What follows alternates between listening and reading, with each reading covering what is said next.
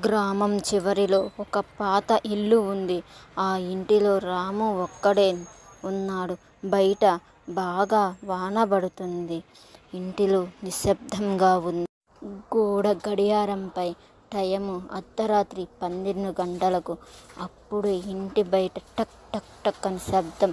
రాముకు ఒక్కసారిగా గుండె దడ ఎక్కువయింది. రాము నెమ్మదిగా అడుగుతారు, ఎవరు తలుపు కొడుతుంది? అప్పుడు ఇంటి బయట చిన్నపిల్ల గొంతు, అన్నయ్య, చలి బాగా ఎక్కువగా ఉంది, తలుపు తీయని.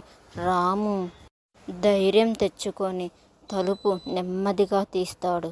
బయట వర్షం తప్ప ఎవ్వరూ లేరు. రాము తలుపు మూసేసరికి తన చెవి దగ్గర శ్వాస శబ్దం. అన్నయ్య, నేను బయట లేను, నీ వెనకాల ఉన్నా. రాము నెమ్మదిగా అద్దం వైపు చూస్తాడు. అతని వెనకాల ముఖం లేని పిల్ల ఆకారం. రాము గట్టిగా కేక వేస్తాడు. స్క్రీన్ మొత్తం నల్లగా మారుతుంది.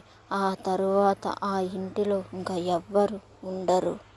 వీడియో నచ్చితే లైక్ చేయండి.